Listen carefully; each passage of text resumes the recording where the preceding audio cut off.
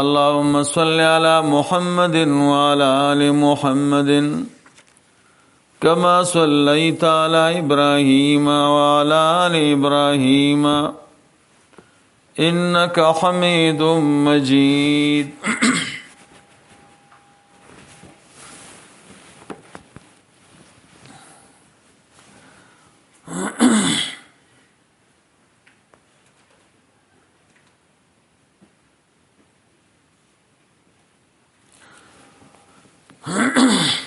محترمینو،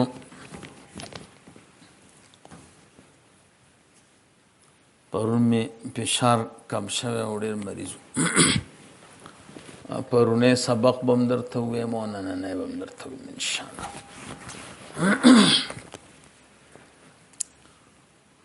اولنی بحث ته د قرآن کریم او د تفسیر متعلق.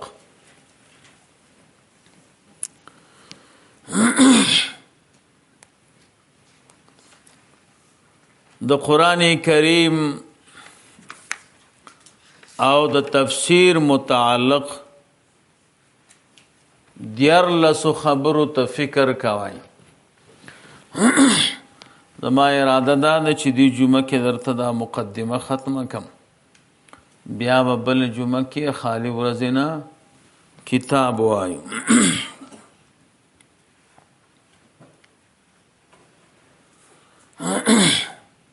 السلام علیکم.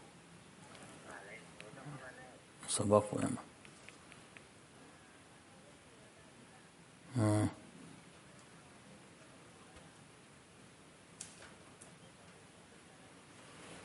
بیا چیرته راځي؟ ته غلی کښېنه، سبق وایه.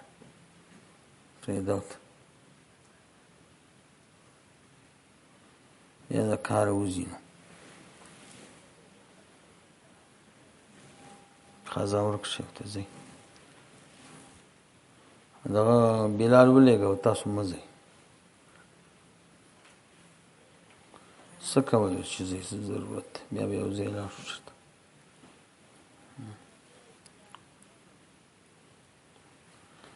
خپلو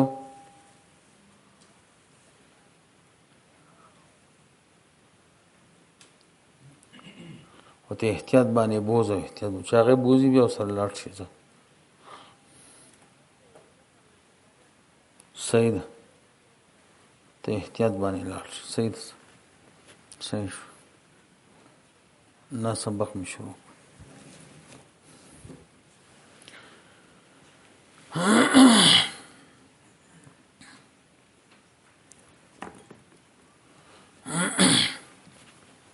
نو دوی هفته کې به مقدمه ووایو او بل هفته کې به انشاءالله بیا کتاب ووایو. نو د تفسیر او د قرآن کریم متعلق نن دیارلسو خبرو ته فکر کوئ. اولنی خبره د لفظ د قرآن معنا لغوي او معنا اصطلاحي.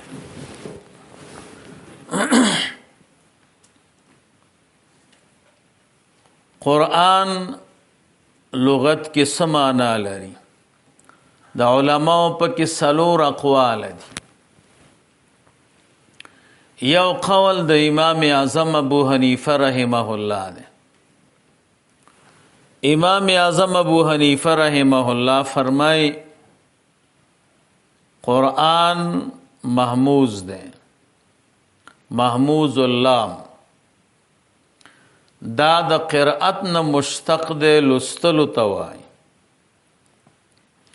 قرآن ته قرآن ځکه وای چې دا داسې کتاب دی چې دا لستل کېږي او تلاوت کېږي. دویم نمبر قول د امام شافعی رحمه الله ده. امام شافعی رحمه الله فرمای قرآن د قرن نه ده، محموز اللام نه ده. قرن اتصال توای. په قرآن کې اتصال سوریم شته او اتصال معنویم شته. اتصال سوری، اتصال د آیاتونو د کلماتو د سورو، اتصال معنوي او روحاني. هغه دا دی چې کوم خلق د الله تعالی نه لري دي، هغه الله تعالی ته نږدې کوي. ما تاسو ته وی د عیسی علیه السلام نه رسول الله مبارک صلی الله علیه وسلم پورې تقریبا 1530 کال تیر شوی دي. بنا بر اختلاف اقوال پکې ډیر دي. دې زمانه ته زمانه د فترت وای پتا سره.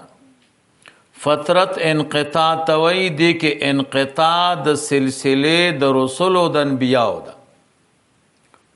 نو چې رسولان او انبیاء نه راتلو نو خو خلق د الله تعالی نه لري شو کنه. الله جل جلاله سره ناشنا شو. خلقو به د بوتانو عبادت کاو. څوک به چې مالدار او د سرو زرو بوت بیاو، چې بیا به غریبو د سپینو زرو چې د هغې نه به غریبو د اوسپنې د تیږې د لرګي چې سم به غریبو نو د ډوډۍ نه به خدای جوړ کړم. سفر کې به ورسره و چې وږی به شه بیا به یې ورته وکتل چې خدایا ډېر را باندې ګران یې خو وږی یم. نو هغه به یې وخوړه دومره کم عقل. تر دې پورې مولوي صاحب چې د خپلو ښځو نه م لري و چې حیض به یې راغی د یوې ښځې دا به یې د کلي نه وویستله او دشت بیابان کې ورته کوټه جوړه کړې وه. هلته به یې دیره کوله.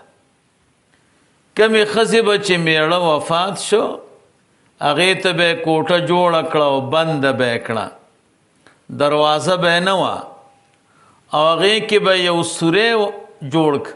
په هغه سوري باندې به بیا ډوډۍ او خوراک ورغورځو. هغې تفصیل به انشاءالله خپل ځای کې راځي. خپلو بچیو نه م لري و لورګانې به یې ښخولې. د ځان نه م لري و قسمه قسم بېعزتۍ یې د خپل ځان سره کولې. د کعبې مبارکې نه به یې طواف هم په لغړه باندې کا. داسې رواجونه و چې حیران بشي. نو قرآن کریم کمال وکړ، اتصال معنوي او روحاني پیدا کړ. د الله جل جلاله سره متصل کړه، د بندگانو سره، بچیو سره، اهل سره، ځان سره.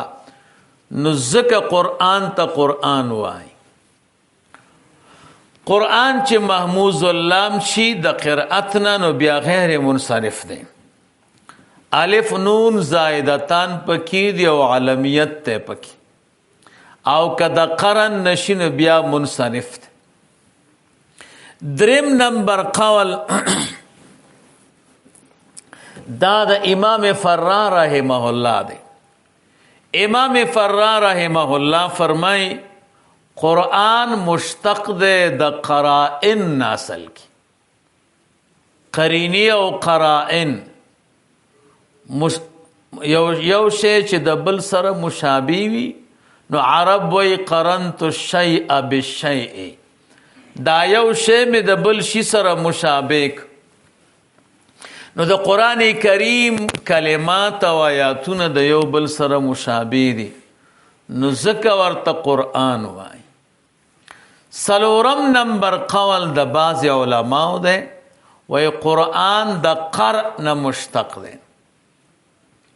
عرب وی قرأت الماء فی جب ای جمعت الماء فی جب. ما په کنده کې اوبه را جمع کړې. نو قرآن د قرء نه دی، قرء جمعوالی ته وایي. قرآن کریم هم جامع د کلماتو، د آیاتونو، د سورو، د علومو، د حکمو او د اسرارو دی، نو ځکه ورته قرآن وایي. نو د قرآن په ماخذ الاشتقاق کې 4 قول شو. یا مشتق دی د قرأتنا، یا مشتق دی د قرننا، یا مشتق دی د قرئنا، یا مشتق دی د قرائننا. دا خو لغوي معنا شو. اصطلاحي معنا د قرآن کریم هو الکتاب المنزل علی الرسول علیه السلام. قرآن یو کتاب دی چې نازل کړی شوی دی پر رسول الله مبارک صلی الله علیه وسلم. الکتاب کې الف لام عهدی دی، مراد ته هر کتاب نه قرآن ته مراد دی. او الرسول کې الف لام عهدی دی، مراد ترنه محمد رسول الله صلی الله علیه وسلم. نو هو الکتاب المنزل علی الرسول المکتوب فی المصاحف، چې مصاحفو کې لیکل شوی دی. المصاحف کې الف لام عهدی دی، مراد ته هغه مصاحف د قراء 7 دي. المنقول عنه نقلا متواترا، موږ تاسو اصول کې دا ویلي دي چې نقل دی د دنه په نقل متواتر سره.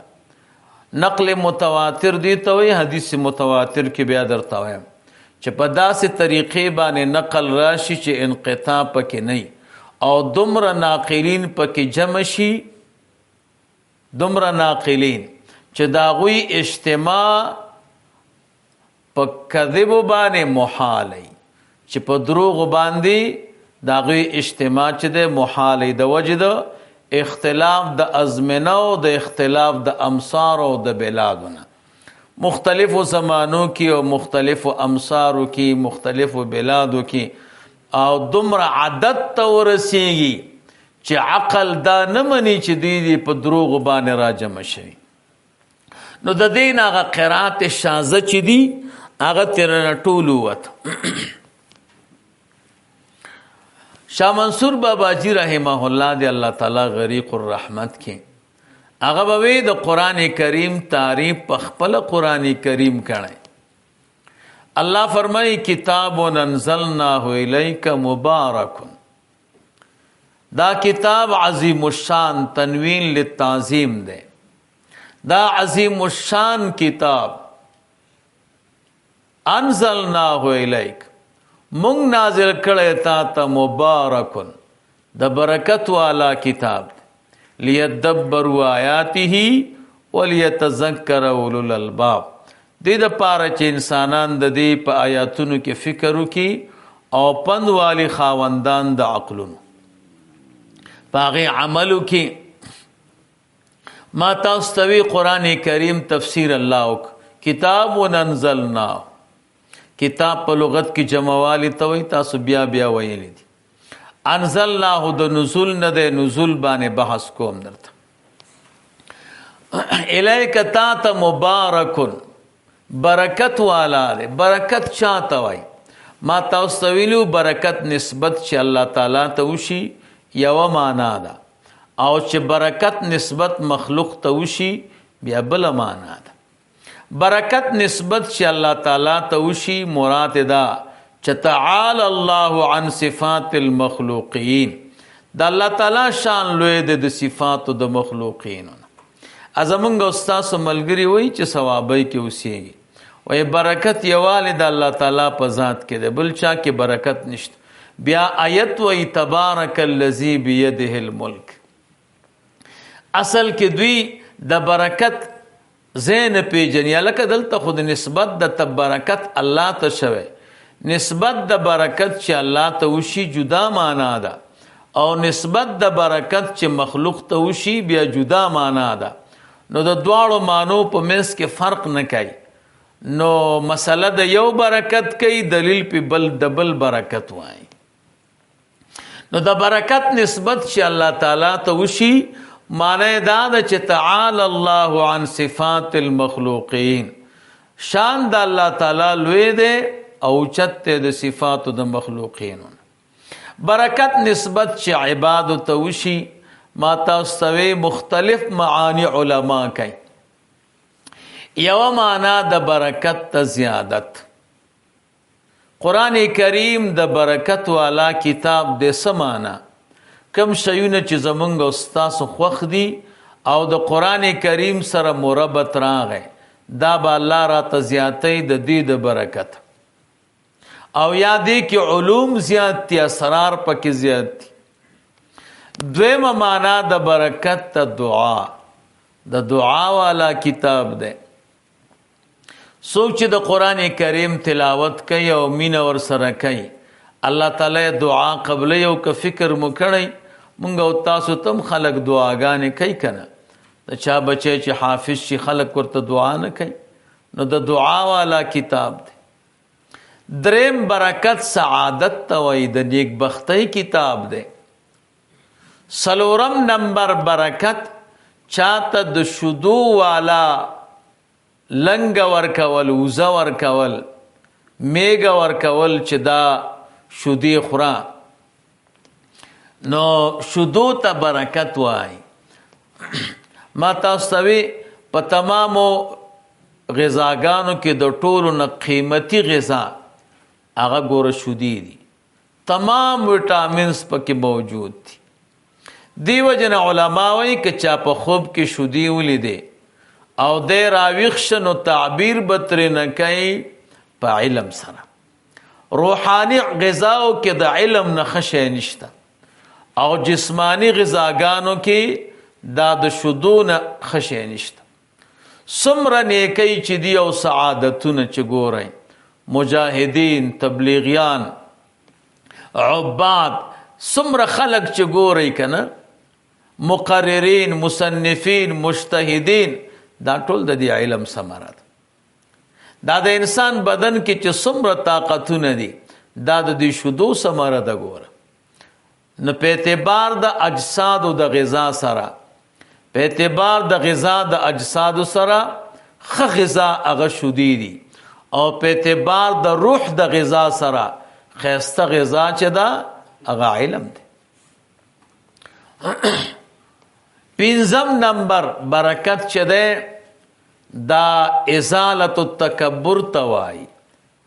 مشتق ده د چانا رکبت البعیر نه رکبت البعیر کله چې دا اوښ اوچت ولاړي که نه نو په هغې خو څوک نشي کېناستلی نو مالک ورته نخه ووایي هغه چوشي نو بس سړی ورباندې سور شي. نو عرب وایي رکبت البعیر اوښ چې دی برکت البعیر برکت البعیر اوښ چې دی هغه چوشه او خپله چې دی دا زنګونونه په ځمکه باندې کېښو او خېټه د ځمکې سره ولګوله نو دې ته بروک الابل وایي. نو دا مشتق دی د بروک الابل نه او قرآن کریم کې دا کمال دی چې دې سره ازاله د تکبر راځي. ماشوم چې د دین نه لري کله د مور او پلار خبره مني او چې د دین سره نږدې شي بیا خو د مور او پلار خبره مني ازاله د تکبر وشي بیا د پلار تابعدار د مور تابعدار د علماو د خپل پیغمبر صلی الله علیه وسلم او د خپل رب جل جلاله. شپږم نمبر برکت چې ده دا مستنقع الماء ته وایي کوم ځای کې چې اوبه جمع کېږي. نو قرآن کریم هم د علومو د اسرارو یو جامع کتاب دی ځکه ورته برکت وایي ځکه ورته برکت وایي. اووم نمبر برکت چې دی هغه سلسلې د امطارو ته وایي. کله چې باران سلسله شروع لکه دا و چې شروع د یو بل پسې نو عرب وایي برکت السماء باران چې دی اسمان سلسله د بارانونو شروع کړ او قرآن کریم سره هم سلسله د نزول د رحمتونو د الله تعالی شروع کېږي ځکه ورته برکت وایي. نور معنی علماء لیکلی دی بیا ځان ته وګورئ. نو کتاب انزلناه الیک مبارک لیدبروا آیاته دا حکمت نظری تدبر چې ده حکمت علمی حکمت نظری ولیتذکر اولو الالباب دا حکمت عملی دی آیت کریمه کې حکمت نظری مقدم شه په حکمت عملی ځکه ذاتن مقدم دی کنه اول به علم وی بیا به عملی نو چې ذاتن مقدم دی تقدم ذاتی پکې دی نو ځکه تقدم ذکری الله تعالی وک بل آیت کې چراغلی دی وجعلنا منهم ائمه يهدون بامرنا لما صبروا وكانوا بآياتنا يوقنون الته حکمت عملی بیا مقدم دی وكانوا بآياتنا يوقنون دا حکمت نظری دی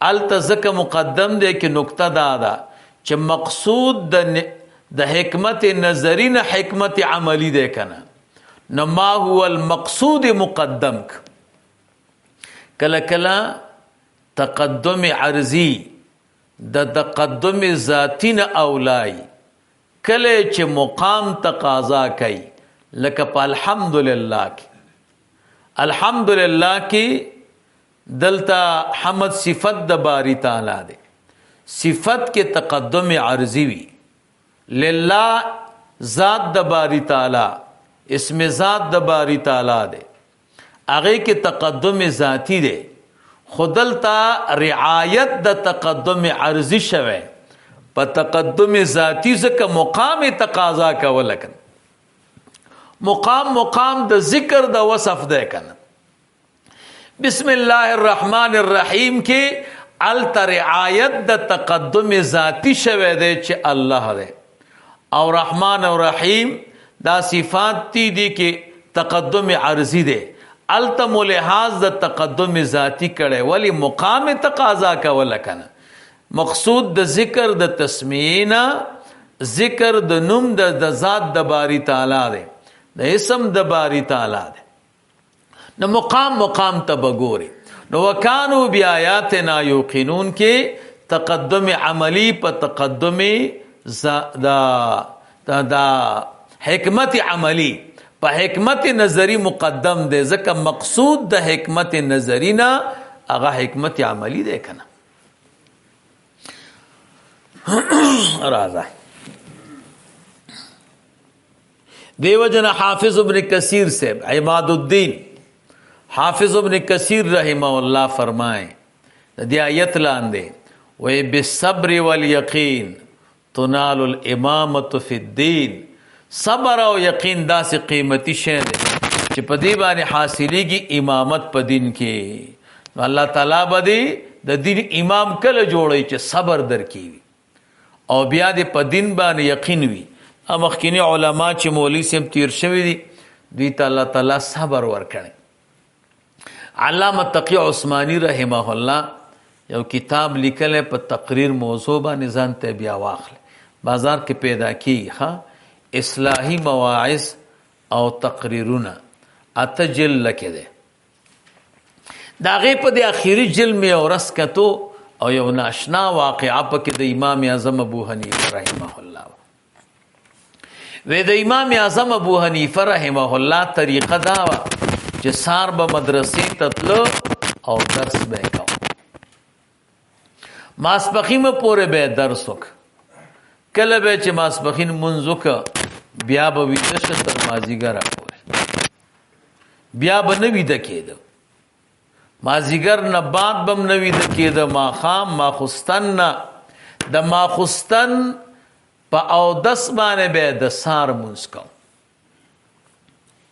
ازمنګ استاد ملګری وای کنه ویلی والله کې ومنم چې سړی به سلويخ کال د ماخستن په اودس باندې د سار مونږ کوي مونږ وایو چې تا اومنو بیا کله کرامت ته کرامت وی خلاف العادت کارتا خرق للعادت کارتا دا چې ته اومنې نو بیا خو کرامت نه دی کنه څومره قسمونه چې وکړي نو مسله مضبوطیږي دا داس یو لوی عالم دا مسله لیکلې ده چې ټولو ته معتبر دی علامه شمس الدین ذهبی رحمه الله سیر اعلام النبلا کې نور علماء لیکل امام سیوطی رحمه الله حافظ ابن حجر رحمه الله اغلوی خلق د امام سے په مناقبو کې دا خبره کړي خو موږ او تاسو زین کې ځکه نه تیریږي چې منګ او تاسو د امام صاحب قیاس په ځان کو او د ځان قیاس په امام صاحب کو نو ځکه مو ذهن کې نه غورځېږي.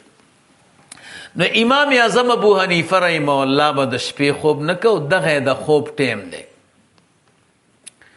نو یو دکان کې 2 نفره ناست کوفه کې، هغه یو بل ته وایي په دې علما او محدثینو کې د ټولو نه ډېر صابر څوک دی؟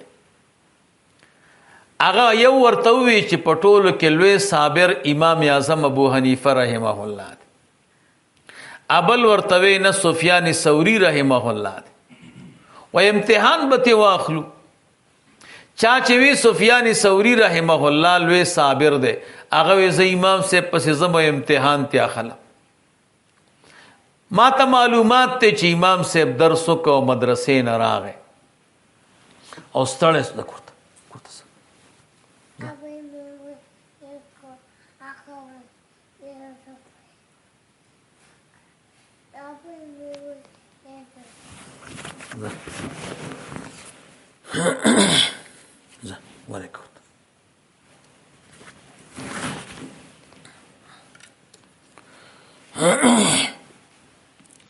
نو دی ورغه امام اعظم ابو حنیفه رحمه الله وی ما ته معلومات ته چې سار درس کوي ماسپخین پورې او ماسپخین نه بعد ویده کېږي. نو د امام صاحب کوټه ما په دې دویم چت کې نو دې سړی ورته دروازه وټکوله. نو امام اعظم ابو حنیفه رحمه الله تازه ویده شوی او ورته راکوش ویلې بچیه وایه وی یو مسلې پوښتنه کومه. ویلې ووایه. وی رانه یېره شوه. وی ښځه چې درته یاده شي نو بیا راشه. امام اعظم ابو حنیفه رحمه الله بیا لاړ چې سترګې ورغلې داسې 10 دقیقې 15 تېرې شوې، بیا سړی راغی بیا دروازه وټکوله. هغه ورته بیا راکوش شه بچې څنګه راغلې؟ وی تا وی چې مسله درته یاد شي نو راشه. نو راغلم مسله راته یاد شوه. ویلې ووایه. ویلې بیا رانه یېره شوه. وی ښځه چې درته یاد شي نو بیا راشه. نو چې بیا لاړ بیا امام صاحب چې ویده شه سترګې ورغلې بیا راغی سړی بیا دروازه وټکوله. ورته وی څنګه راغلی؟ وی تا وی چې مسله درته یاد شي نو راشه. نو راغلم. ویلې ووایه. ویلې بیا رانه یېره شوه. وی ښځه چې درته یاد شي نو بیا راشه. موږ او تاسو سره که څوک داسې وکړي څومره به ورته غوسه شو. او امام صاحب غریب هم نه وګوره، ښه زبردست مالدار او تاریخ یې درته وایم، داسې غریب اخون مولا هم نه وګوره. کله چې وفات شه که نه او د ده میراث ترکه علماو تقسیم د حساب کړه 50 کروړه درهم ترې نه پاتې وو. څومره؟ 50 کروړه درهم چې د دې زمانې باچا سره هم نشته. زبردست تجاره مو. نو بیا ورته راکو ورته وی زه چې درته یاد شي نو بیا راشه. نو څلورم کرت راغی بیا دروازه وټکوله. هغه ورته بیا راکوش شه. ورته وی څنګه راغلی؟ وی تا وی چې مسله درته یاد شي نو راشه. نو راغلم. ورته وی وایه مسله. وی مسله دا ده چې تش او دسماته سړی وکړي نو په دې دا خوږي که تریخي؟ اوس مسله ده. هغه ورته وی بچیه ابتدا کې خوږي او بیا وروسته تریخي. ورته وی امام صاحب تا لکه چې ټول عمر همدا تش او دسماته چیکلی، ځکه چې خوږوالی او تریخوالی دا خو په خولې معلومیږي که نه. نو ته څنګه وی؟ امام صاحب ورته وفرمیل نه بچیه کله کله د قرائنو نه معلومیږي. سړی چې تش او دسمات کې اول ورته مچان راځي او د مچ کار د خوږوالي سره دی، وروستو ترې نه هر شی تختی نو معلومیږي دا چې دا بیا وروستو ترخیږي. هغه سړی ورته وایي وی قسم دی تا وګټله او ویلې ما وبیلله. وی څنګه؟ وی موږ 2 ملګري دکان کې ناست په علماو من بحث کو چې په علماو د کوفې کې ټولو کې لوی صابر څوک دی؟ بیا زما ملګري وی چې امام اعظم ابو حنیفه رحمه الله. او ماوی سفیان ثوری سے امتحان د پاره راغلم ګوره 4 کرته میرا کوس کړي او ما ته معلومات ته چې دی وخت کې ته خوب کې خو تا ما ته یې سنوي او په 4م کرت مې نه یو بیکاره مسلې پوښتنه وکړه بیا دې طبیعت خپنک بیا مې درته یو نامناسبه خبره وکړه بیا دې طبیعت خپنک نو معلومیږي دا چې یقینا ته ډېر لوی صابر نو ځکه حافظ ابن کثیر رحمه الله فرمایي بالصبر والیقین تنال الامامة فی الدین په صبر او په یقین سره دا امامت فی الدین حاصلېږي دا هر چا کار نه دی چې دی به عالم شي دی به مفتی شي او دی به د خلکو اصلاح کوي دا چې صبر در کې نه او یقین در کې نه دغه مقام در ته بیا کله حاصلېږي دا مقام خو بیا در ته نه حاصلېږي دا خو د قرآن معنا لغوي او معنا اصطلاحي ما تاسو ته ویلو دا 4 کتابونه چې دي ټول معنا لغوي لري تورات په لغت کې ما تاسو ته رڼا ته وایي دا غي وجه دا چې يهود اخلاق عادات دا هر څه خراب او دا د چا خرابي څوک چې په تیارو د جهل کې پراته یې کنه جاهلانو عادات خرابای کم خلق چې علم کوي او د دین سره تعلقي دا غوي خو عادات نه خراب عادات نه خراب نو دوی د پاره یو کتاب پکارو چې اصلاح د دوی د عادات وشي او د دوی د اخلاق وشي نو الله تعالی ورته کتاب راولې ګنومي ورته تورات کې خو تورات دا معنا چرنا بس دوی ترنا راغلن نو تورات په عبرانی ژبه کې او په موسی علی السلام نازل زبور 2 معنی دي یو معنا مکتوب لیکل شوی دویمه معنا قطعات د محبت د باری تعالی د داوود علی السلام امتیانو د الله تعالی نه سوال وک د داوود علیہ السلام نے سوال وک چې ته الله ته وایې چې مونږ ته یو کتاب راولېږي او پاغي کې بیان د قطعاتو د محبت د باری تعالی الله تعالی ورته زبور راولېږي نو زبور په یونانی ژبه کې په داوود علیہ السلام باندې نازل شوه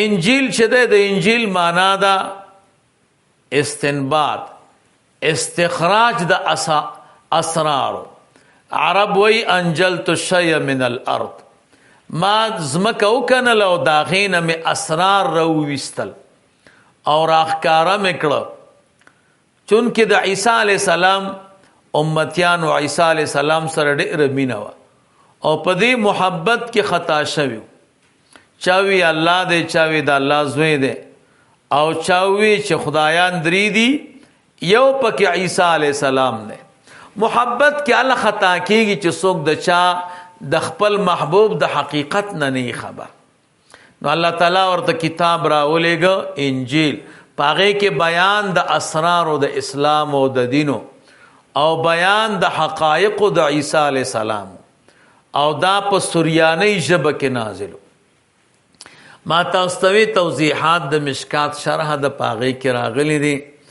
کتان دا کتاب نمیر شو جب او پیغمبر نو 4 الفاظ دکه د 4 واړو کتابونو دا 3 واړه خبره بدر ته یادېږي فعم فمانا فرقان عین معنا عربی میم معنا محمد صلی الله علیه وسلم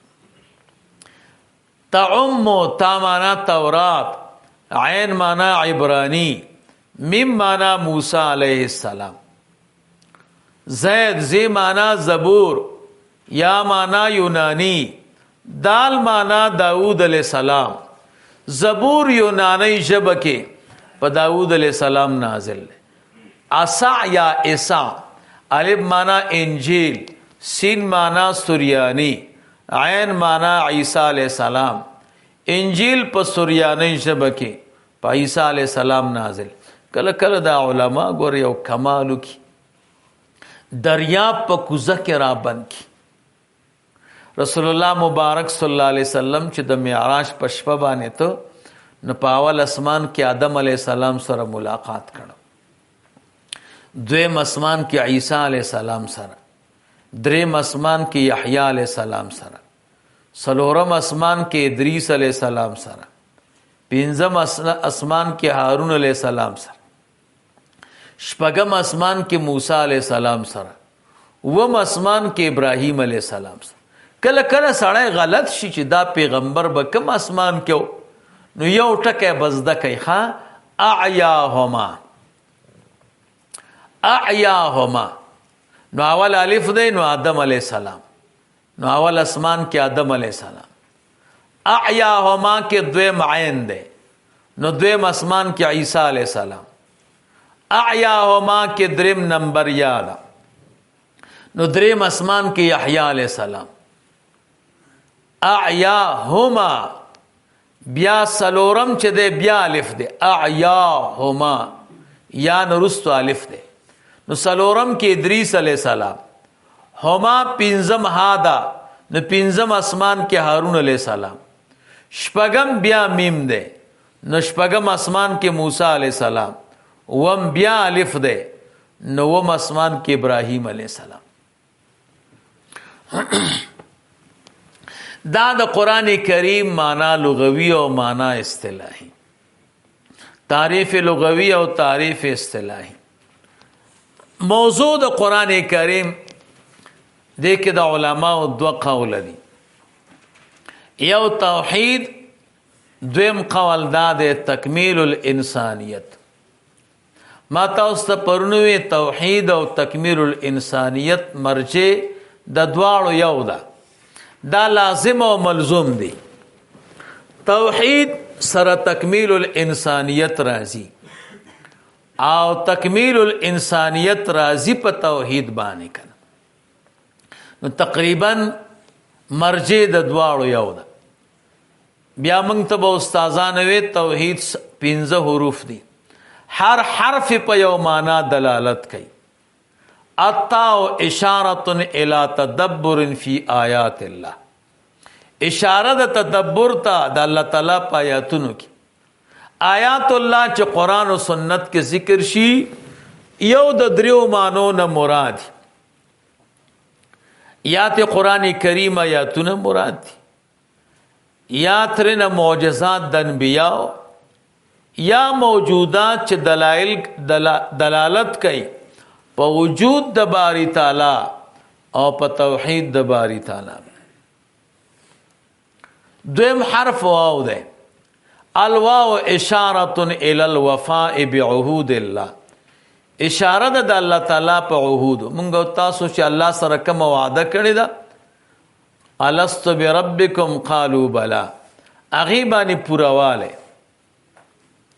والحاء اشاره الى حفظ امانات الله، الله تعالی مونږ او تاسو ته چې کوم امانتونه راکړي دي، سترګې، بدن، بچی، مال، دا ټول د حرامونو محفوظو، نو دغه سه پاکي الله تعالی ته سپارل. والیا اشاره الى اليقين بمواثيق الله، یا کې اشاره د یقین په مواثیق د الله تعالی د طرف نم کلک وعده ده بان لهم الجنه. کله چې سلور کار برابر شو، فکر دم سمک، وفا بعهود الله راغلا، حفظ الامانات راغه، یقین راغه، نو خو جنتی شوي. اوس د دې سلور واړو خبرو دعوت ورکول بلتا دی خبره ته اشاره د پدال کې. نو الدال اشاره الى دعوت دین الله، دعوت د دین د الله تعالی ته. غرض د قران کریم هغه څه شه ده، سعادت الدارین باصلاح الاخلاق والاعمال والاقوال والافعال. سعادت الدارین، سعادت د دارین ده باصلاح العقائد والاقوال والافعال والاحوال. دا بسئی کی اصلاح د عقائد براشی، سعادت د دارین بدر تراشی. دا مولوی سیم دا سلور خبرې شوي سلور خبرې د قرآن معنا لغوي د قرآن تعریف اصطلاحي موضوع د قرآن کریم غرض د قرآن کریم او سلورم بیان د مدلولات او د معانیو د حروف د توحید پنځم نمبر خبره ترجمه چاته وای ترجمه چاته وای نو مولوی صاحب ترجمه عربي لفظ ده ما تاسو ته پرونم ویلو چې عربي لفظ دو معنی لري یو معنا لغوي او بل معنا اصطلاحي معنا لغوي او معنا اصطلاحي کې مې درته فرق کړو کې یادېږي درته دا درته ځکه وایم چې خمودا سبق په ذهن کې کینی معنا لغوي علما وی لغت په لغت کې نطق توای خبرې کول لغت په اصطلاح کې اتفاق قوم علی امر توای یو قوم چې په یو شی باندې اتفاق وکي پښتانه اتفاق وکي دا قوم دی فارسیوانان اتفاق کی دا جدا قوم دے ازبک اتفاق کی جدا قوم دے ہزارہ اتفاق کی جدا قوم دے عرب بیا اتفاق کی جدا قوم دے عرب کی بیا خپل خپل قبائل او قومونه دي د هر قوم خپل خپل الفاظ دي کنه نو چې کله پورا یو قوم د یو لفظ په یو معنا اتفاق وکړي چې لکه د دې لفظ نه به دغه معنا خلو نو دغه معنا ته معنا لغوي د دې لفظ وای لکه ما تاسو ته قلم منګو تاسو عام پښتانه چي دي قلم چا توایو اغه علی د لیکلو توای علی د کتابت تو هر چا نه چې پښتنو کې قلم بدر توم دا وای خو کتا سو دا عام خلق پرېخو یو خاص طائفه تلاړی د سوس تلاړی بیا خاص کر د پسرلی په وخت کې او د دیقان نم پښتنو کې چې قلم پکار دی نو هغه بدر توي د کمی ونی هغه بیا قلم دی جدا شي توي چې په دی ونه کې د بلې ونی یو سترګه یو شاخ لګی نو دغه شاخ دا معنا د قلم دا خو معنا اصطلاحي اصطلاح چه ده اتفاق طائفة مخصوصة على امر مخصوص دا یو خاص طائفی اتفاق په یو امر چې وشي دته اصطلاح وای نو موږ وای دا اصطلاح د فقها او دا اصطلاح د محدثین او دا اصطلاح د صوفیه کرام او دا اصطلاح د اهل لغت ته نو بیا به درته معلومیږي نو عربی هر لفظ دو معنی لري یو معنا لغوی بل معنا اصطلاحی ترجمه عربی لفظ ده لغت کی چا توای نقل الکلام توای بلغت اخرى یو خبره نقل کول په بل لغت باندې مخکې عربی ده تی پښتو ته نقل کی ید چه ده دا عربی ده او پښتو کې وی لاس شی او مغه ده ید او لاس یو شی ده خلاص پښتو ده او ید عربی ده دې ته ترجمه وای اصطلاح د علماو کې ترجمه دو قسمه ده یو ته ترجمه لغویه وای دویم ته ترجمه تفسیریه وای ترجمه لغویه چاته وای نقل الکلام بلغت اخرى خبر نقل کول په بل لغت باندې مع تقیید رعایت الترتیب والالفاظ سره د تقیید د دینه چې د دې د ترتیب او د الفاظ او لحاظ بساتی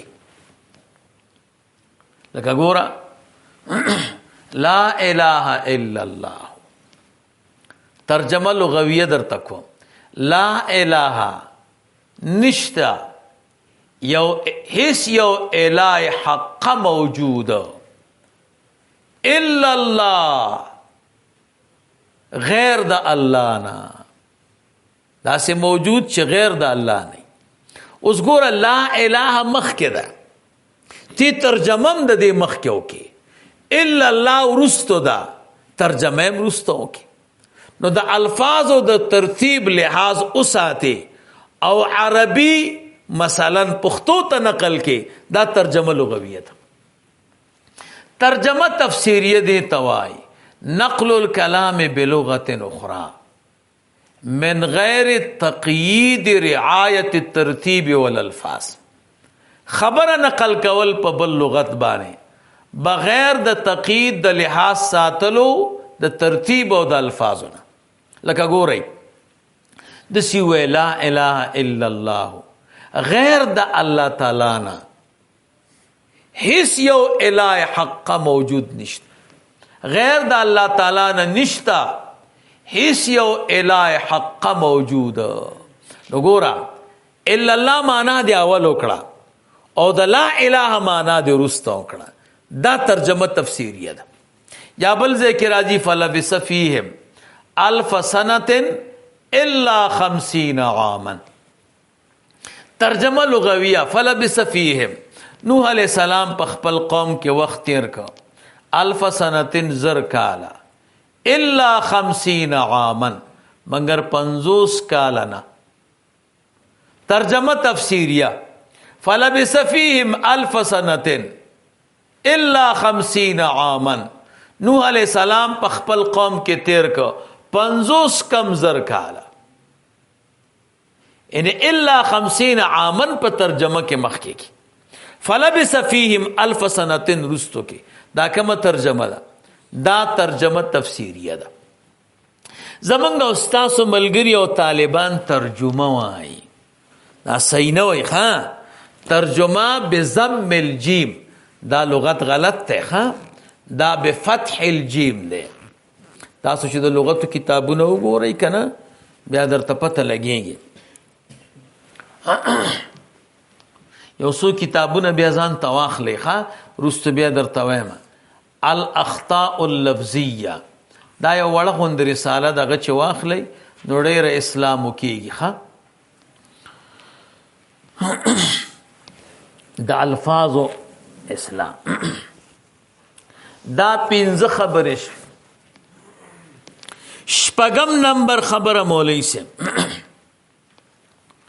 هغه تفسیر. د تفسیر معنا لغوی او معنا اصطلاحي. تفسیر تفعیل وزن ده. د دې مأخذ الاشتقاق کې درې قول دي. ښه دا د چا نه اغستلی شوی دی؟ یو قول پکې دا دی چې تفسیر د فسر نه اغستلی شوی. فسر چې دی کشف ته وایي. عربو کې دا قانونو چې کله به یو اس ته منډه ورکوله او هغې باندې به چې کم بار پروت یا به یو کته وغیره پرته وه، ټوله به یې ترې لرې کړه دې دپاره چې سپک شي او منډې ته جوړ شي. نو عربان به وی فسرت الفرسا، ما دا اس چې دی دا لغړ کو، دا مې لغړ که چې منډې ته جوړ شي که نه. نو تفسیر تم تفسیر ځکه وایي چې په دې کې الفاظو کشف دی د الفاظو د قرآن کریم. دویم قول پکې دا دی چې تفسیر چې دی دا غستلی شوی دی تفسیرې نه. تفسیره هغه آله ده د پاره د معلومیت د مرض. ډاکټرانو سره یو آله چې د چا طبعی کې فکر مو کړی هغه ورته خوله کې یا تخر کې کیدي نو بیا گرمایش د بدن معلومای، هغې ته تفسیره وایي. نو هغې باندې وضاحت او کشف د مرض کیږي که نه. نو تفسیر تم تفسیر ځکه وایي. دریم نمبر قول دا دی چې تفسیر د فسر نه دی او فسر مقلوب د سفر دی. د کې قلب شوی، اصل کې دا لفظ سفر دی. نو دا فای بیا د سین ځای ته ویوړه او سین د فا ځای ته یوړه، نو فسر شو. سفر هم کشف ته وایي. د دې وجه نه مسافر ته مسافر ولې وای؟ ځکه په سفر سره د ملګری حال ښه واضح کیږي. یو سړی وي زه ستا ملګری یم او ستا دوست یم، داسې نه معلومیږي. د هغه معلومېدل چې دي دا یو د دریو اسبابونه کیږي. څوک چې درته وایي زه ستا ملګری یم څنګه به معلومه؟ دریو اسبابو کې یو سبب به استعمالی نو بیا به معلومیږي. اول نمبر دا چې همسایه به کې، همسایه بیا همسایه ته ښه معلومیږي. دویم نمبر دا چې معامله به ورسره وکړي، یو شی به خرڅ کې پې، یو شی به ترېنهوالې په قرضو، بیا درته معلومیږي. دریم نمبر دا چې سفر به ورسره وکړي. کله چې د یو ملګري سره سفر وکړه، سفر کې دا کمال دی چې پټ صفتونه د انسان راښکاره کوي، اخلاق او عادات یو هر شی ښکاره کوي، ځکه ورته مسافر هم وایي. نو تفسیر دا د سفر نه دی، د فسر نه، فسر مقلوب د سفر دی، نو ځکه ورته تفسیر وایي. اصطلاح د علماو کې تفسیر چاته وایي؟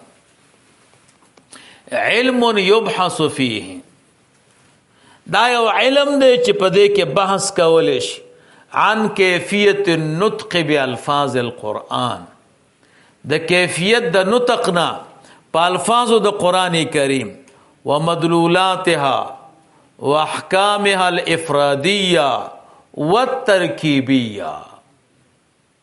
علم یبحث فیه، دا یو علم دی چې په هغې کې بحث کولی شي عن کیفیت النطق بالفاظ القرآن، د کیفیت د نطق نه په الفاظو د قرآن کریم، ومدلولاتها، د دې د مدلولاتو نه بحث کیږي، واحکامها، د دې د احکامو نه الافرادیه چې کوم مفرد دي، والترکیبیه یا مرکب دي، ومعانیها، او د هغه معانیو نه پکې بحث کیږي، التي تحمل علیها حالت الترکیب، چې په حالت د ترکیب کې د الفاظ په کومه معانیو باندې حمل کیږي.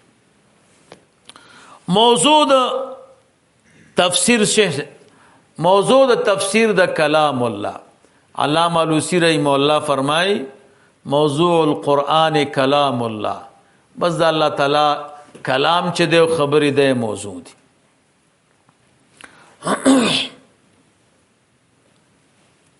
غرض د علم التفسیر معرفت معانی نظم القرآن، پیژندل د معانیو د نظم د قرآن کریم.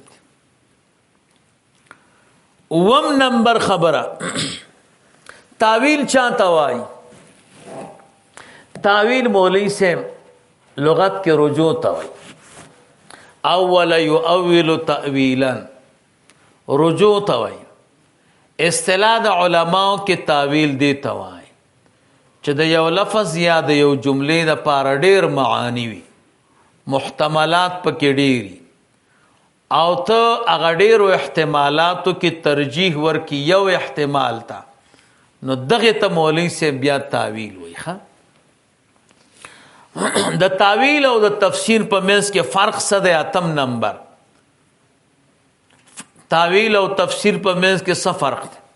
علما د تاویل او د تفسیر په منځ کې فرق دپاره شپږ قوله وایي. یو قول د امام سیوطي رحمه الله د الاتقان کې ویلی، وی تاویل او تفسیر چې دی دا یو شی دی، الفاظ مترادفه دي.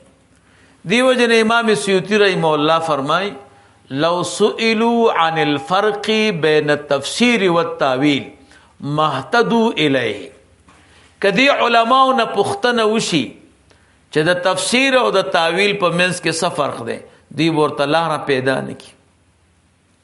تاویل او تفسیر یو شی. دویم نمبر قول د امام ترمذی رحمه الله دی. امام ترمذی رحمه الله فرمای چې تاویل او تفسیر کې فرق شته. تفسیر قطعی ده او تاویل چې ده هغه ظني دی. دریم نمبر قول د امام راغب رحمه الله ده. امام راغب رحمه الله فرمای د تفسیر او د تاویل په منځ کې فرق په عموم او په خصوص سره دی. تفسیر په ټولو کتابونو کې راځي او تاویل صرف په کتب سماویو کې وي. کم کتابونه چې د اسمان نه نازل دي بس د هغې سره تعلق. څلورم نمبر قول دا دی چې تفسیر دا په مفرد کې راځي او تاویل دا په آیت او په جملې کې. پنځم نمبر قول دا دی چې تفسیر بیان د ظاهر دی او تاویل چې دی بیان د معنا باطینی دی. شپږم نمبر قول دا دی چې تفسیر وضاحت د لفظ دی. کله چې تا د لفظ وضاحت وکړه د دین بیا چې کوم مراد حاصل شنو هغې ته بیا تاویل وایي. نو علما د تفسیر او د تاویل په منځ کې دا شپږ فرقونه کوي. نهم نمبر خبره اقسام د تفسیر. تفسیر څو قسمه ده؟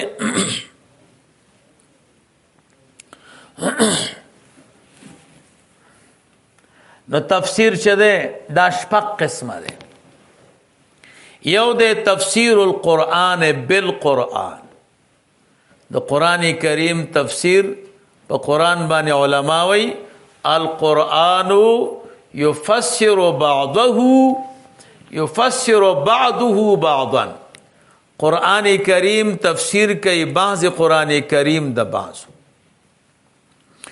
دویم نمبر لکه قرآن کریم کې راځي حتی یتبین لکم الخیط الابیض من الخیط الاسود من الفجر. دا من الفجر بیان د دې خیط اسود او د خیط ابیض کی. دویم نمبر قسم د تفسیر تفسیر القرآن بالاحادیث. دریم نمبر تفسیر القرآن باقوال الصحابه. څلورم نمبر قسم تفسیر القرآن باقوال التابعین. پنځم نمبر تفسیر بالاعتبار. تفسیر بالاعتبار لکه ګوره قرآن کریم کې راځي الم تر کیف فعل ربک باصحاب الفیل. ته د دې تفسیر کې چې څوک حتک د شعائر الله کوي. ابرهه چې د یمن نه راته نو کعبه مبارکه ورانوله کنه. کعبه مبارکه دا خو من شعائر الله ده. څوک چې د شعائر الله حتک کوي د کافر هم ده او د عذاب اخروی سره سره دته به الله تعالی عذاب دنیوي ورکوي لکه چې ابرهه ته ورک. او دا آیت تفسیر په دې طریقه باندې وکړي. دې ته وایي تفسیر بالاعتبار. دیو جن شاه صاحب وایي وی الصلاة من شعائر الله. شاه ولی الله صاحب وایي مونځ د الله د شعائر نه ده. وکذل احکام الباقیه. څومره احکام چې د دین چې دي دا د شعائر الله نه دي. نو چې څوک د شعائر الله حتی کوي دا کافر دی او د عذاب اخروی سره سره به دته الله تعالی د عذاب دنیوي ورکوي. نو دې ته تفسیر بالاعتبار وایي. پنځم نمبر شپږم نمبر تفسیر بالرای دی چې دې پنځو اقسامو کې نه د ځان نه تفسیر کې دا ممنوع دی. من فسر القرآن برأيه فليتبوأ مقعده من النار. سوچ د قرآن کریم تفسیر په خپل رائے کوي نو ځان ته د استوګنې ځای چې دی دا په جهنم کې وګوري.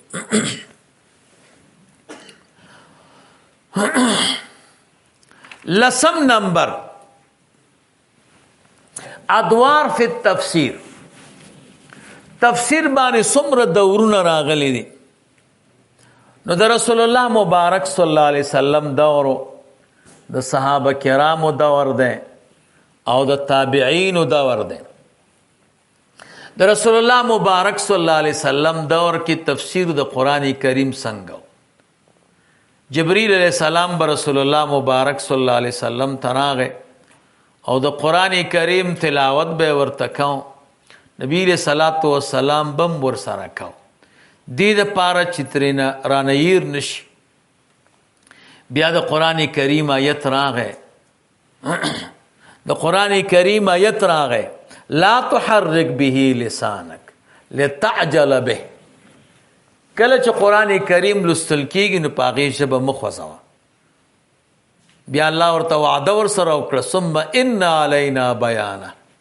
تی صرف د جبرئیل علیه السلام نه واوره بیا هغې د هغې بیان ستا په ژبه دا زموږ ذمهواري ده. نو بیا رسول الله مبارک صلی الله علیه وسلم به ژبه او شونډو ته حرکت نه ورکو. نو دا تفسیر د رسول الله مبارک صلی الله علیه وسلم د جبرئیل علیه السلام نه به قرآن کریم داسې زده کو. دویم دور د صحابه کرامو صحابو به د قرآن کریم تفسیر څنګه کو؟ ثم ان علینا بیانه کې الله تعالی رسول الله مبارک صلی الله علیه وسلم سره وعده وکړه چې د قرآن کریم تفسیر به زه درته کوم، دی باندې به زه تا پویوم. الرحمن علم القرآن خلق الانسان علمه البیان. نو رسول الله مبارک صلی الله علیه وسلم تبا وضاحت د قرآن کریم الله جل جلاله کا. بیا دا دویم دور د صحابه کرامو. نو د صحابه کرامو دو طریقې د تفسیر وي. یو خدا چې اکثر به ورته ضرورت نه ولی اسباب د نزول پیژندل کنه. کله به چې د قرآن کریم آیت نازلې ده خو یو سبب به موجودو نو دوی به دغه سبب نه دا معلومو چې د دې آیت مقصد دا دی. دویمه طریقه دا و چې رسول الله مبارک صلی الله علیه وسلم نه به د قرآن کریم متعلق بیا پوښتنه کوله. نو کله به د حضور نه پوښتنه کوله او کله کله چې دی هغه اسبابونه به معلوموله. دریمه طریقه دا و چې د یهودو نه به پوښتنه کوله. د یهودو کې علما داسې وو چې هغه مسلمانان شوي لکه کعب الاحبار عبدالله ابن سلام رضی الله تعالی عنہ.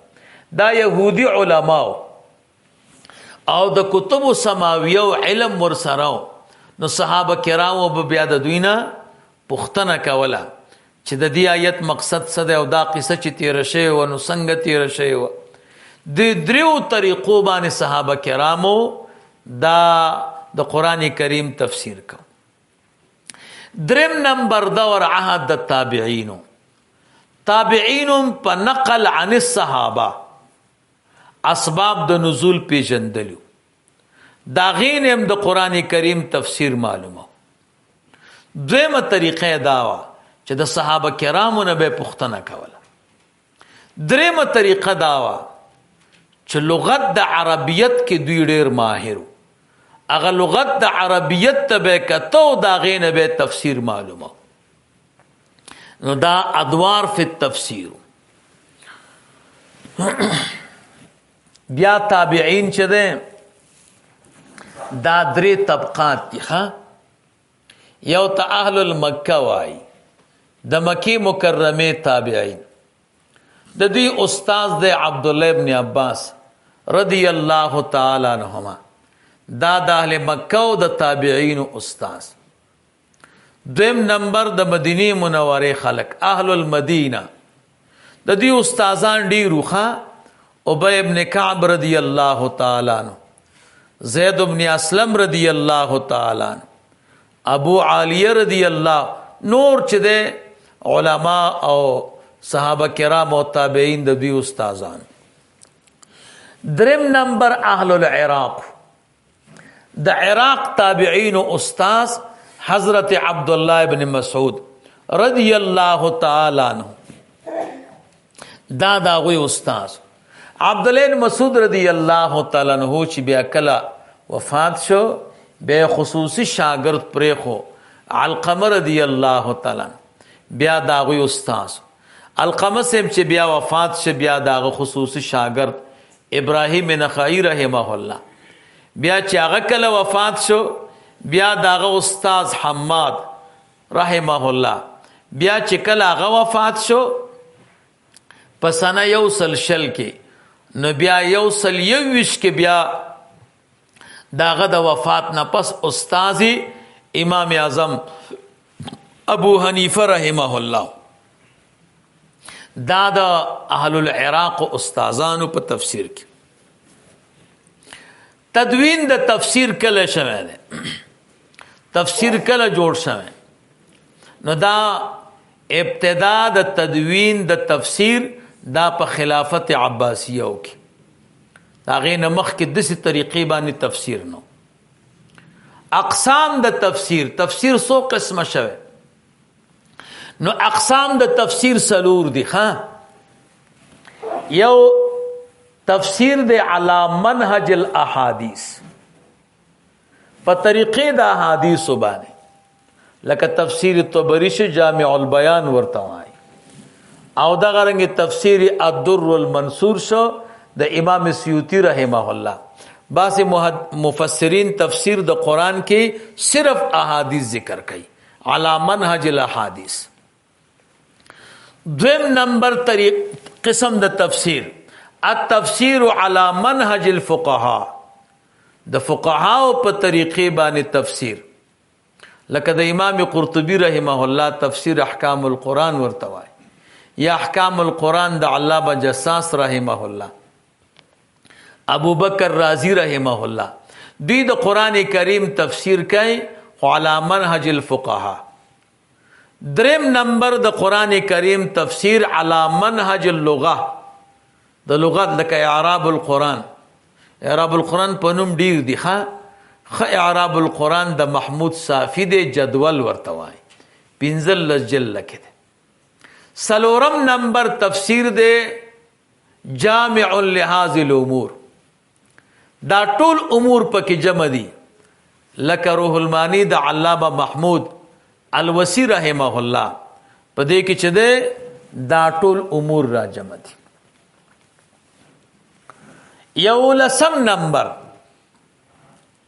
کم علوم چې د مفسر د پاره ضروری دي نو څومره علوم د مفسر د پاره ضروری دي چې دې بیا تفسیر کولش یو ګوره مونږ او تاسو یو ښا مونږ او تاسو خو ناقلین یو مونږ مفسرین نه یو ګوره مونږ خود دوی دا تفسیرونه ګورو او غدر توای زمونږ او تاسو زمانہ کې مفسرین نشتا دا ناقلین دي د تفسیر نور تفسیرونه ګوري یو په خپل مفسری نو د مفسر د پاره د سور لسو علومنا لابودی ده د به مفسر کله جوړیږي چې سور لس علوم مولوی صاحب زکی اول نمبر علم اللغت دویم علم النحو دریم علم الصرف سلورم علم الاشتقاق پنځم علم البیان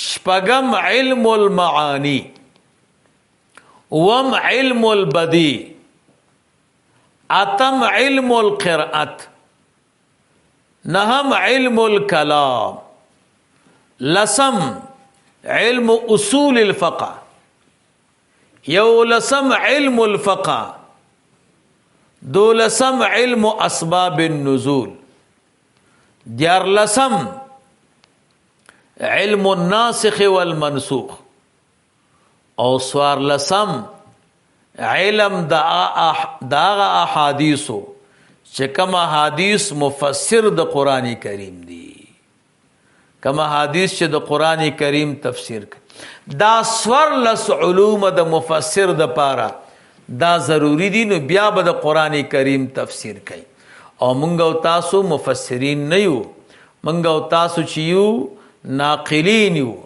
نور تفسیرونه ګورو او د مفسرین او اقوال ګورو نو به خلق ته بیانو نو کمن کې دا شرطونه نه پروا نه کوي خو نقل به صحیح کې مفسر چې څنګه ویلي دی هغه سی بکې اما که تخپل تفسیر جوړه او د قران کریم تفسیر کې نو بیا د دې سور لس علومنا بیا چې ده اغلا بودی ده.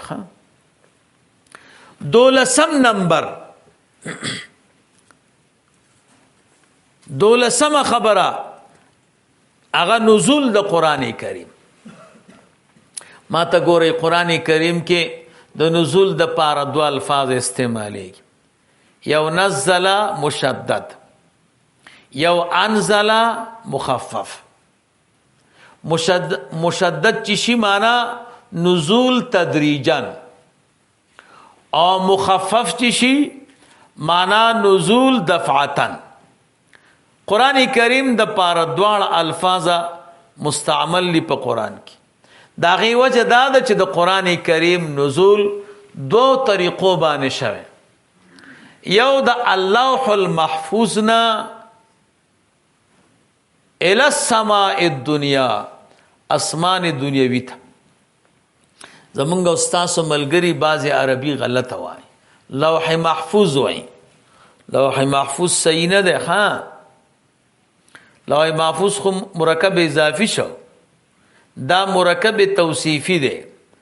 اللوح المحفوظ یعنی هغه لوح چې هغه محفوظ ده. مرکب اضافي او مرکب توصیفی کې فرق ده چې مصداق د په مرکب اضافي کې مصداق د مضاف او د مضاف الیه جدای. غلام او زیدن، غلام جدا سره ده، زید جدا سره. او مرکب توصیفی کې مصداق د موصوف او د صفت یوي. زید العالم، سوک چې زید دی هم دقه عالم دی. د تاسو به الفاظ ته نه ګورئ چې څوک دواړه معرفي وي او وی مرکب اضافي او فرق نشه، نه مصداق ته به ګورئ. که مصداق په خارج کې د دواړو یو، دا بیا مرکب اضافي دی، دا توصیفي دی. او کسر جداو بیا مرکب اضافي دی. اکثر د مدرسو نمونه غلط لیکي. نو اللوح المحفوظ دی. ها واللوح المحفوظ. نو لوح او محفوظ د دې مصداق یو د یو شی دی، دا سره جدا نه دي. نو اللوح المحفوظ بوي. دغه رنګ السماء الدنيا، منګوایو اسمان د دنیا، دا خو ته د مرکب اضافي معنا کې. اسمان د دنیا وای، دا خو د مرکب اضافي معنا ده. مرکب اضافي خدا معنی چې اسمان جدا ده او دنیا جدا ده. نه، دا اسمان په دنیا کې داخل لې. نو دا مرکب توصیفی ده. السماء الدنیا یعنی دنیوی اسمان، اسمان دنیوی. نو دغه رنګه البیت المعمور، البیت العزت. نو دا ټول مرکبی توصیفی دي. نو د قران کریم نزول دو طریقو باندې شوه. یو د اللوح المحفوظ نه الى السماء الدنيا تا، دا دفعتنو اغه د پر انزله استعمالی. دویم نزول د السماء الدنيا نه زمکه تشوه، دا نزول تدریجنو. نو دې د پر نزل استعمالی. نزول چاته وای؟ نزول تحریک ته وای او تحرک ته وای. النزول التحرك من الاعلى الى الاسفل. د اعلان حرکت اسفل ته چوشي دي ته نزول وای. بیا دا تحرک دو قسمه ده، یو بذات بل بالعرض ده. بذات نزول او تحرک په جواهر کې راځي، او بالعرض نزول په اعراض کې راځي. بیا تحرک بالعرض دو قسمه ده. یو مشاهد ده او بل غیر مشاهد. یو ښکاری لکه سواد تورواله چې د یو نه بل ته نقل شي، یو ځای نه بل ځای. بل غیر مشاهد ده لکه علم د یو چا نه نقل شي علم بل ته، هغه مشاهده لاندې نه راځي. بیا کلام د باری تعالی دو قسمه ده، یو کلام نفسی ده او یو کلام لفظی ده.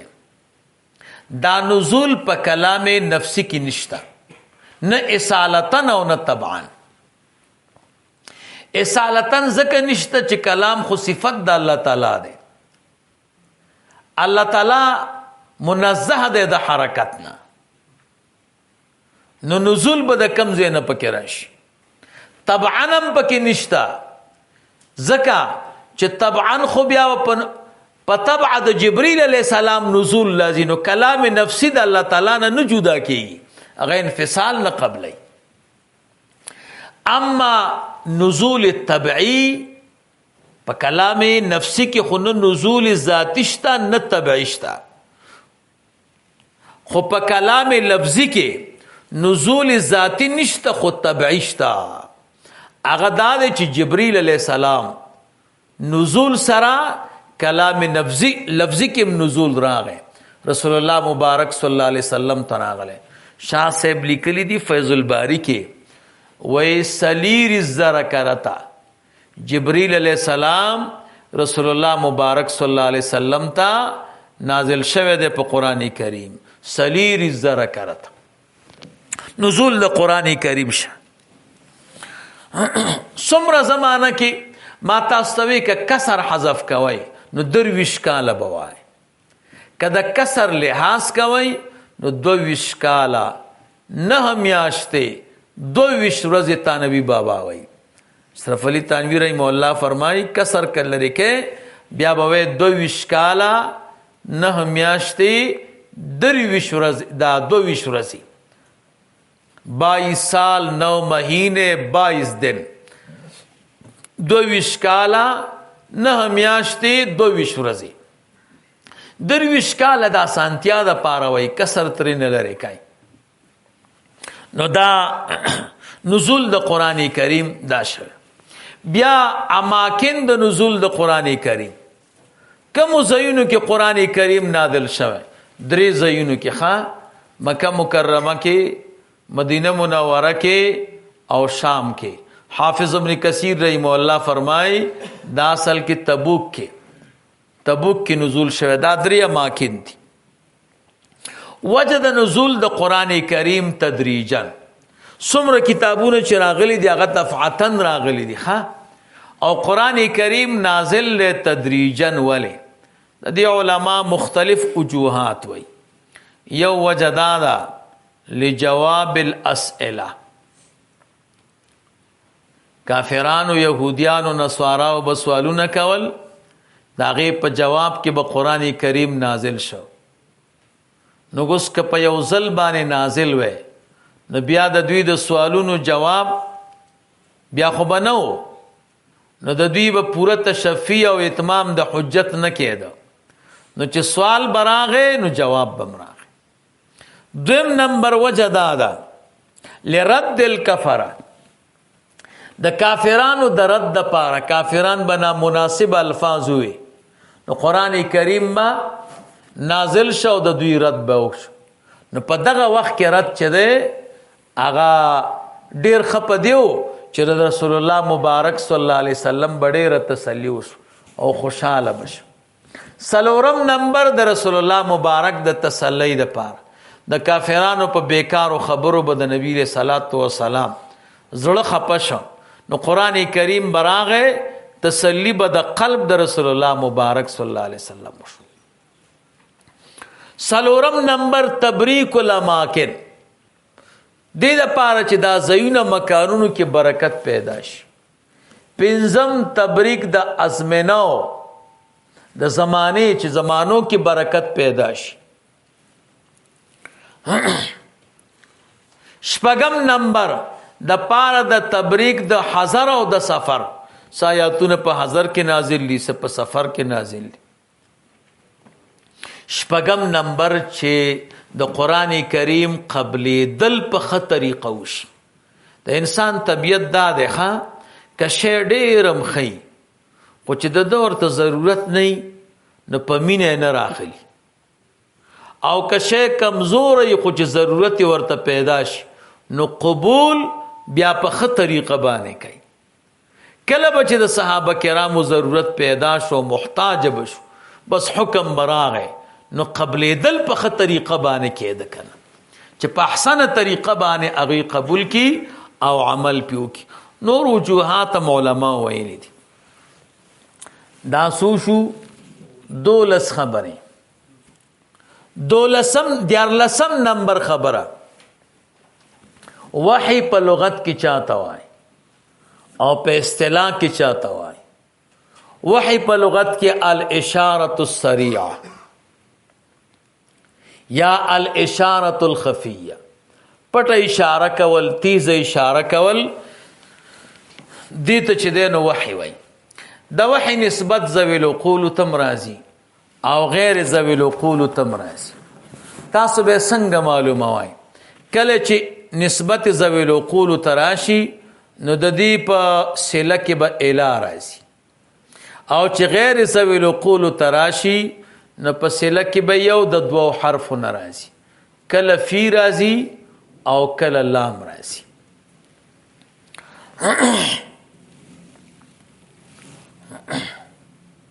اصطلاح د علماو کې وحی چاته وای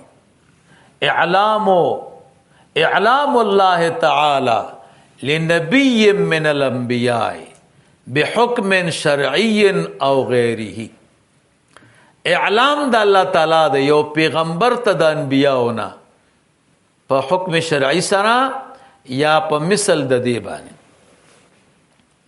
وحی سو قسمه ده علما وی وحی دو قسمه ده یو بلا واسطه یو مع الواسطه کما وحی چې بلا واسطه ده ادو قسمه ده یو مدرک بالحواس یو غیر مدرک بالحواس کم چې مدرک بالحواس سے لک وکلم الله موسی تکلیما الله تعالی موسی علیہ السلام سره خبرې کړې وي بلا واسطه خو مدرک بالحواس غیر مدرک بالحواس بلا واسطه لک وحی قلبی دویم نمبر مع الواسطه چې وحی وي نو مع الواسطه دو قسمه ده یو مدرک بالحواس یو غیر مدرک بالحواس مدرک بالحواس چې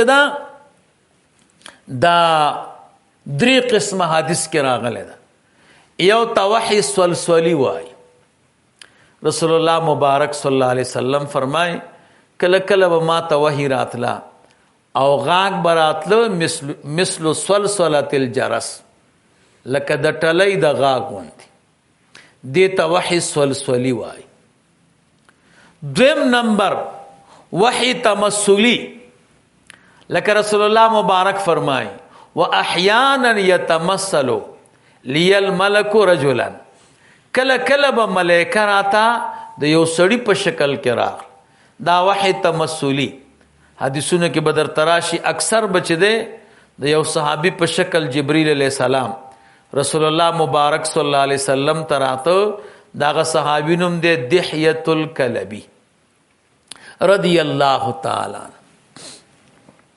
نو داغه په شکل دریم نمبر په اصلی شکل باندې رسول الله مبارک جبرئیل علیہ السلام او ملائکه لیدل سو کوئی سلور کرتا نبی علیہ السلام جبرئیل علیہ السلام په اصل شکل لیدل او څوک درې کرت وای یو کرت غار حرا کې دویم کرت چې کله وحی بند شوا سورۃ الضحى کې بدر تراشی بیا دا پس فترت د وحینا چې جبرئیل علیہ السلام راغې نو په اصل شکل باندې دریم نمبر یو کرت رسول الله مبارک نبی علیہ الصلوۃ والسلام جبرئیل علیہ السلام نه سوال وکړو چې په اصل شکل کې ما تزانو خای نو جبرئیل علیہ السلام یې ولید سلورم نمبر د معراج په شپه باندې جبرئیل علیہ السلام رسول الله مبارک صلی الله علیه وسلم جبرئیل علیہ السلام په اصل شکل لیدل دا سلور کرتا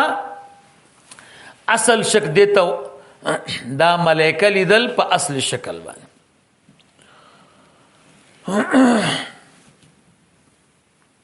دا وحی وا مع الواسطه خو مدرک بالحواس وحی مع الواسطه غیر مدرک بالحواس اغه ته وحی روعی وای لکه رسول الله مبارک صلی الله علیه وسلم فرمایي ان روح القدس نفس فی روعی، جبرئیل علیہ السلام زما په دې سینه کې زما په دې زړه کې پوکیا وک، دې ته وایي هغه وحی روعی، دا په بل واسطه کې غیر مدرک بالحواس. فرق په مابین د وحی او د الهام کې څه دی؟ اسانه فرق دا دی چې وحی یقیني وي او قطعي وي او الهام چې دی دا ظني وي. وحی دلیل دی، الهام دلیل نه دی. بیا الهام د ولی د پاره دلیل دی که نه؟ نو دې کې هم د علماو دوه قول دي. یو قول دا دی چې د ولی د پاره چې چاته الهام شوی د ده د پاره دلیل دی، خو د غیر ولی د پاره دلیل نه دی. حق خبره دا ده چې الهام یو قرینه مرجحه ده. الهام د یو قرینی کار کوي، د دلیل کار نه کوي. دلیل جدا شه ده، قرینه جدا شه ده. نو قرینی کار کوي خو د دلیل کار نه کوي. الهام اصل کې القا ده د ملهمه. ملهمه یو ملائکه ده.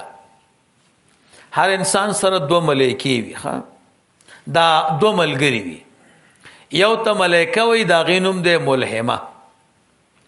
یو ته شیطان ده، دا غینوم ده وسواس. شیطان ملقا کوي، دا ملهمه ملائکه ملقا. وسواس شیطان چې القاو کی د القا ته وسوسه وي. ملهمه ملائکه چې القاو کی د القا ته الهام وي. نو الهام د خیر وی او وسوسه د چای دا د شری. د کوم وګد بحث ته به ان شاء الله خپل ځای کې وایو. اللهم صل علی سیدنا و مولانا محمد وعلى آل سيدنا ومولانا محمد وبارك وسلم وصل عليه. زیدا سلک چکر وای بیا راځي ښه.